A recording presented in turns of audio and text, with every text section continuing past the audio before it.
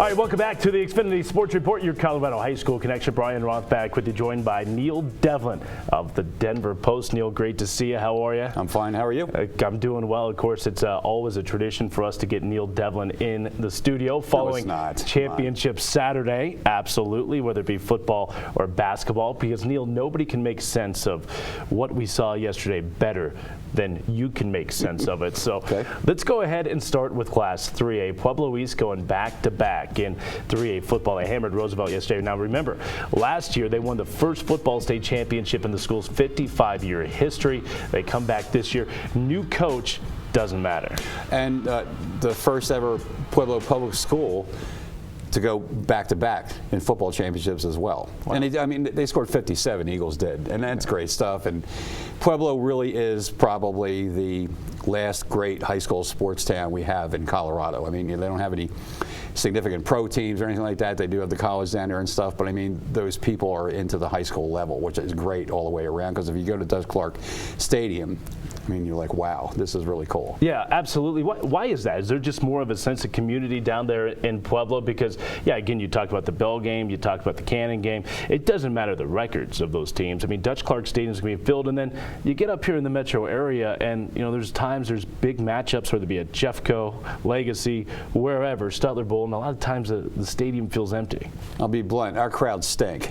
They just do. I don't want them to. Don't get me wrong. Neil's being blunt. I don't want them to, but they do. Let's face it. Right. Okay. I mean, I think we had less than 12,000 yesterday for the two games at the stadium across the street and stuff. But that's what it is. I mean, there's less choice and stuff like that. But I mean, it does bring out the community spirit and stuff like that, which is great for the kids. And then it's passed on down to the generations. We witnessed the Bell game this year. Our guy went down there and he said it was just fabulous, and there's nothing in the metro area like it, not even close. No, absolutely. And it's a game. I've been down to the Bell game, the Cannon game. We've covered that here on XSR. And if you have not done it and you're a high school football fan, yeah, you have to. It's a unique experience that you're not going to get anywhere else here in the state of Colorado. So congratulations to, again, the Eagles of Pueblo East. All right, let's go to 4A, and I know you were at Sports Authority Field at Mile High yesterday. First, let's put into perspective the run that the Loveland Indians made, and in particular, the game we saw last week where they upended Pine Creek. Well, the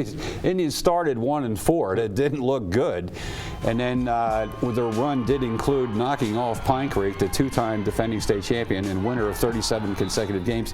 And I saw those guys a couple times, and I had some 4A coaches put to me that these guys would be a good 5A team. There's no doubt about it. I mean, they had the linemen to be able to handle everything, and they had some speed on the perimeter, and they had the one really good player, JoJo Doman, as well, to carry them.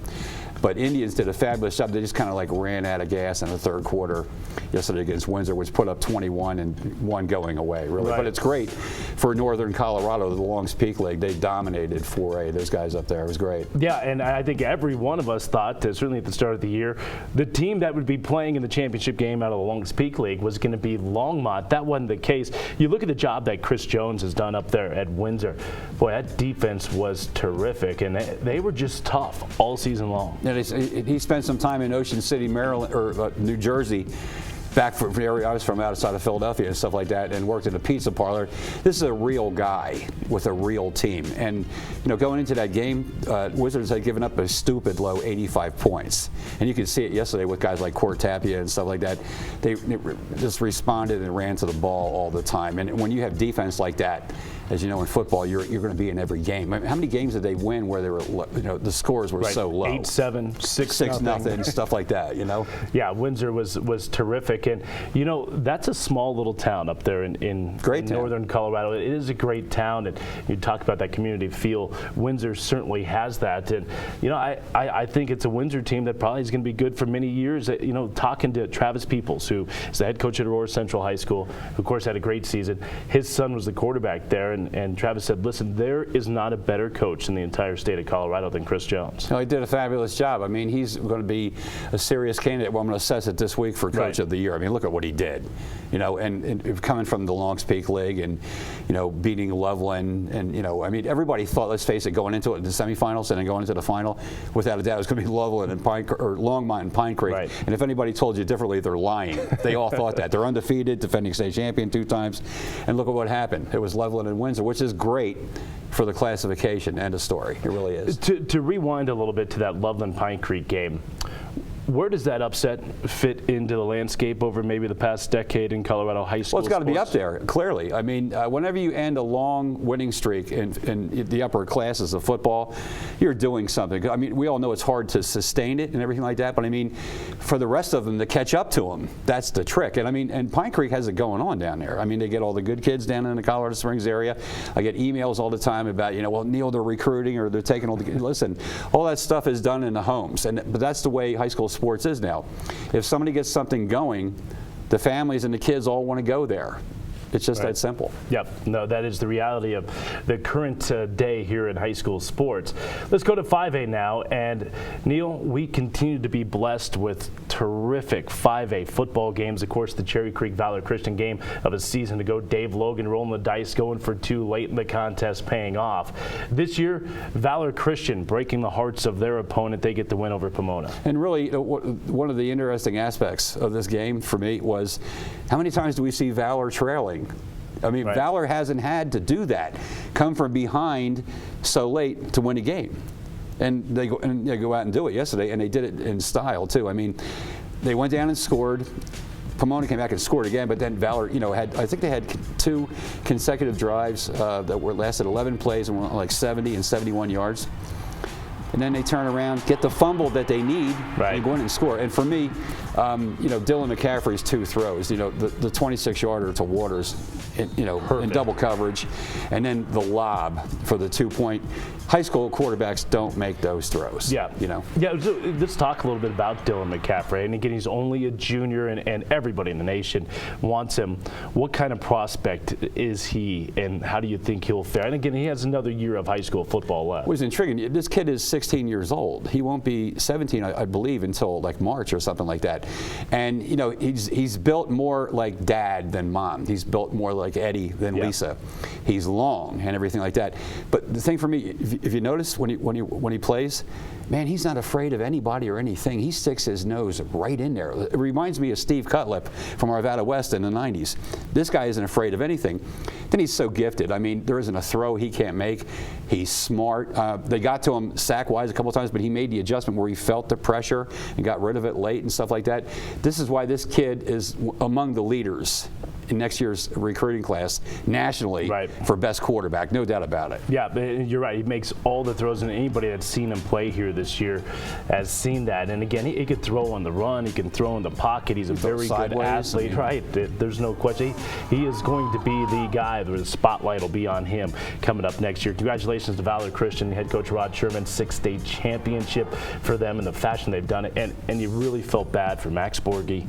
You really felt bad for Jay Madden. That entire Pomona crew, because they played well enough to win that game. Yeah, but I'll tell you what, like I did that tough guy story on Pomona leading into the game and everything. Listen, Madden made it, Jay Madden, the Pomona coach, great guy, never whines, took it like a man. Yes, he admitted he was shocked and everything like that and decimated, but he handled it. He told me, he said before the game, our kids are good because they're not afraid to lose. Here's a classic example. That was one of the better turnarounds in championship play. I mean, the one a year ago was, you know, Creek scores, you know, they're within a point, you know, and then the offside penalty or whatever it was, get a little closer, then they decide to go for 2. This was different in that they needed, like, you know, 3/4 of the quarter to rally and win late and then have a defensive stand against them like that as well. But you know, Pomona had its chances. Those kids will never forget that. But I mean, I think they'll be okay. And for me, the kids who lose, they learn an awful lot as well. I mean, they learn how to deal with it. They learn how to deal with, you know, losing and, you know, all the ramifications and what could have been, stuff like that.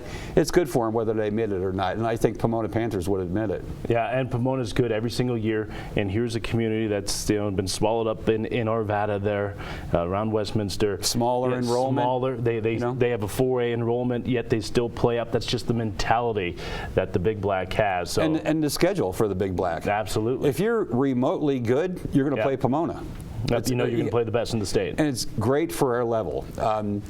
That's, you know, it's a story for another day, but I mean, with this new alignment for next year, you got to question what's going to happen to our big schools. Our fabulous traditional rivalries need to be addressed, and they're all going to be non-league.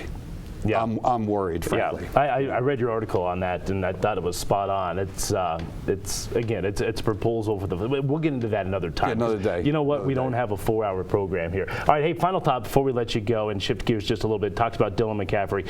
What about Christian McCaffrey, the true sophomore at Stanford, went off in the Pac-12 championship game as a legitimate Heisman contender? Did you think he would be this guy? I think we all thought he would be good and would make an impact at Stanford at some point, but did you think he'd be this good? Well, for one thing, I'm not very good at that, but no, I didn't. This year, I went to see his brother play against Cherokee Trail at Legacy Stadium. Dylan throws for 274, 2 touchdowns, rushes for something ridiculous, and gets a touchdown. I come home, turn the TV on, it's UCLA, Stanford.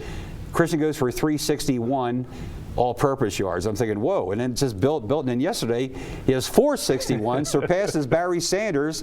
He's a Heisman candidate. I mean, how cool would that be? A Coloradan, a Denver Post Gold Helmet winner, a sophomore kid, a legitimate Heisman Trophy candidate. Yeah. That's awesome. No, it's really a great story and a great kid. You covered Christian over the fabulous. years. He really is a true, genuine kid. And hey, listen, I have a Heisman vote with my coverage at Colorado State, and I'll tell you right now, it's due tomorrow at 5.